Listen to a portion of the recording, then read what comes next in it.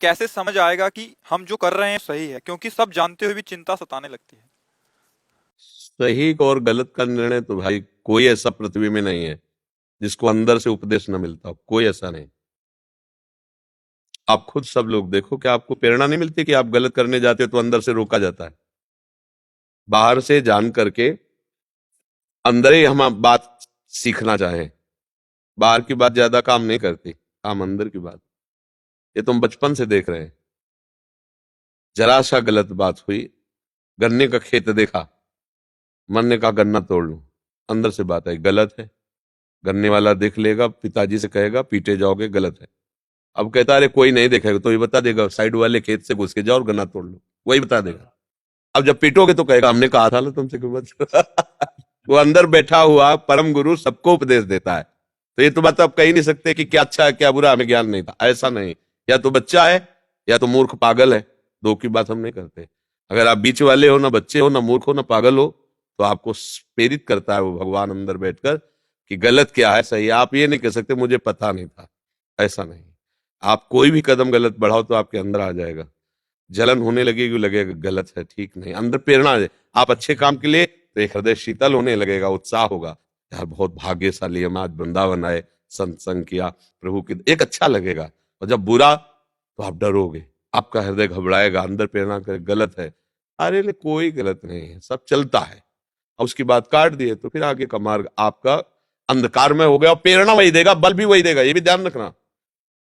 वही प्रेरणा देगा आपको कि यहां से चढ़ जाओ, ऐसे से ऐसे चोरी कर लो, और आपको बल देगा। अरे कोई नहीं देख पाएगा, पहले वो सचेत करता है फिर आपको सपोर्ट कर देता है, क्योंकि उसी का खेल है। आपको खेलना चाहिए तो खेलो, फिर उसके हिसाब अलग अलग है। जब डंडा चलेगा तब धीरज कहेगा हमने मना किया था इसलिए सच्चाई तो हृदय से ही पता चलती है कि भाई ये गलत है, ये अच्छा है, ये बुरा है, ऐसा। आलोक मिश्रा जी, मुंबई से। राधा वल्लभ श्री हरिवंश, पूज्य गुरुदेव, आपके चरणों में कोटि कोटि नमन। गुरुदेव, श्री जी की कृपा से पिछले 3 वर्ष से श्री राधा नाम जप और प्रवचनों को सुनने की कृपा प्राप्त हो रही है। गुरुदेव, मैं एक होटल कंपनी के ऑफिस में कार्यरत हूँ। होटल में मांस और मदिरा का भी सेवन ग्राहकों द्वारा किया जाता है और होटल के द्वारा परोसे जाता है। आपके एक प्रवचन में सुना था कि यदि मांस और मदिरा से अर्जित धन का दान अथवा सेवा नहीं करना चाहिए। पिछले कुछ वर्षों से यहाँ वृंदावन में भी रहकर सेवा नहीं कर पा रहा। महाराज जी, मेरा मार्गदर्शन करें जिससे मैं बेहिचक होकर सेवा कर सकूं। नहीं, गलत। ढंग से कमाए हुए धन से तुम्हारी भी बुद्धि भ्रष्ट होगी, और जिसको दोगे उसकी भी बुद्धि भ्रष्ट होगी। अगर आप मांस बेचते हैं या मांस बेचने में सहयोग करते हैं तो आप हत्या के भागीदार हैं। जब महापुरुषों ने कहा कि आप अगर चमड़े का जूता पहनते हैं, चमड़े की बेल्ट पहनते हैं, तो आप हत्या में सम्मिलित माने जाएंगे, क्योंकि आप प्रयोग करते हैं उस वस्तु का। तो केवल रुपए के लिए हम मांस की दुकान खुलवा लें अपने दुकान में, भाई हमें तो किराया अच्छा देता है मांस, तो आपने उसका सहयोग किया ना, ये धर्म है। यदि आप कसाई हो तो कोई बात नहीं, आपके कुल का धर्म है, हम आपका विरोध नहीं करेंगे, उसके कुल का धर्म है। स्वधर्मो निधनो श्रेया, पर धर्मो भयावहा। यदि आप कसाई नहीं हो तो फिर नहीं करना। जरूरी है उसी से पैसा बनेगा, उतने से ही तुम्हारा जीवन पार होगा क्या? अगर ऐसा है तो आप जियो जैसा जियो, दूसरे को क्यों भ्रष्ट करो? क्यों भ्रष्ट करो भाई? साधु महात्मा अपना जीवन भगवान को अर्पित किए, अब आपने उसमें धन रख दिया, इसके बाद उनको स्वप्न में ये दिखाई देगा खून खच्चर लड़ाई झगड़ा, और जागृत में एक दूसरे की खोपड़ी फोड़ेंगे, क्योंकि जैसा खाओगे अन्न वैसा बनेगा मन। तो उनके भी वजन का नाश किया और आपका तो पतन है ही। हम इस बात में कभी सहयोग नहीं देंगे कि आप मांस बेचने वालों का सहयोग करें, आप मांस बेचें या आप मांस खाएं, शब्द का ही हमारे यहाँ त्याग है। हम धर्म से चलने के लिए आपको प्रेरित करते हैं। धन तो अन्य उपायों द्वारा कमाया जा सकता है, लेकिन धर्म नहीं। धन के द्वारा धर्म नहीं कमाया जा सकता। धर्म के द्वारा धन कमाओगे तो तुम्हारा मंगल होगा। हमारे यहाँ पुरुषार्थ जब वर्णन किया जाता है तो 4 पुरुषार्थ हैं। धर्म पहले है, फिर अर्थ है, फिर काम है और फिर मोक्ष है। धर्म और मोक्ष के बीच में अर्थ और काम को रखा गया है। धर्म से अर्थ कमाओगे तो कामनाओं की पूर्ति मोक्ष की तरफ ले जाएगी, और अगर पहले धन रख दोगे तो फिर धर्म पीछे हो गया, फिर ऐसी कामनाएं होगी तुम्हें नष्ट कर देंगी।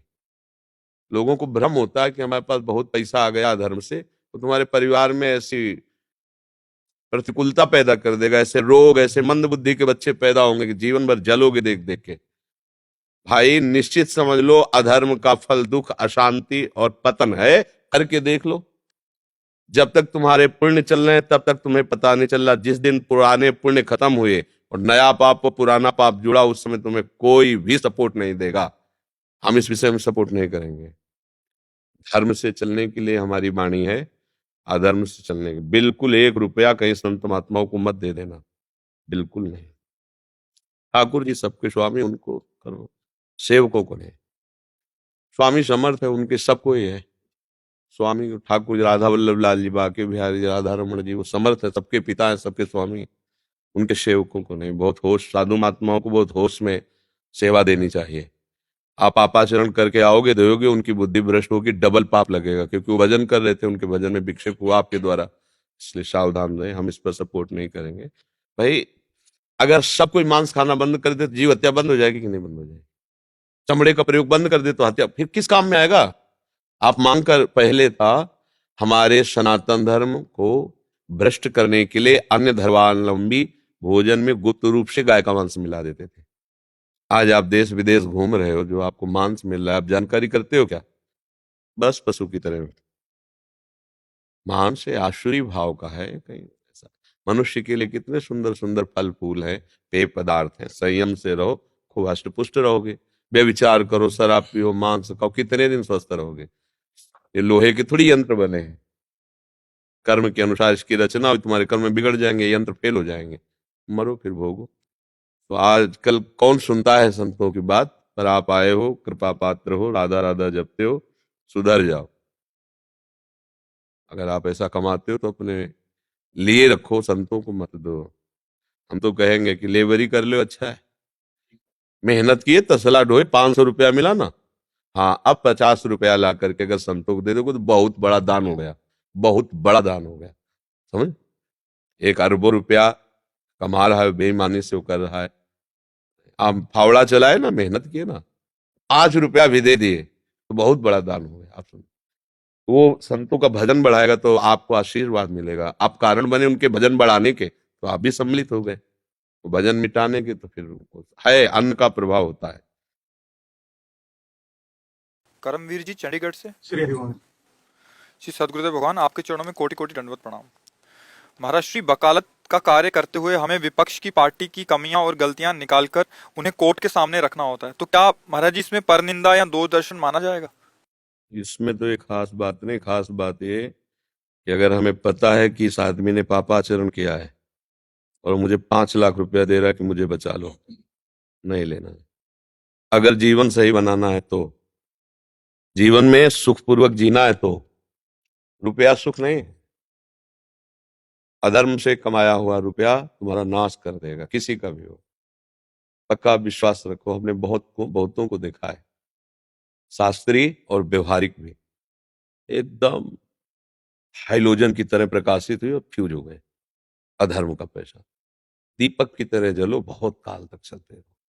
जब आपको पता है कि आदमी निर्दोष है और मैं पैसे के पक्ष से इसको सजा दिलाऊंगा, तो उस पाप के अधिकारी आप होंगे। आपको असली न्यायाधीश से दंड मिलेगा, क्योंकि आप जानते थे कि ये निर्दोष है, पर अपने पक्ष का आदमी दोषी है, पर मुझे इतनी धनराशि दे रहा है, मैं हर तरह से बुद्धि के द्वारा निर्दोष को दोषी साबित करके उसे दंड दिलाऊंगा। तो वहां हमारी अदालत में किसी वकील की जरूरत नहीं पड़ती। आपको बिना किसी सफाई का अवसर दिए दंड मिलेगा, और जब भोगोगे तब फिर कोई सहयोगी नहीं होगा। न रुपया सहयोग करता है, न कोई व्यक्ति सहयोग करता है। जो दंड मिलता है उसे भोगना ही पड़ता है। क्या करोगे? रुपया क्या करेगा? औषधि क्या करेगी? डॉक्टर क्या करेगा? जब दर्द भोगना है ना, भोगना ही है। इसलिए डरो इस बात से।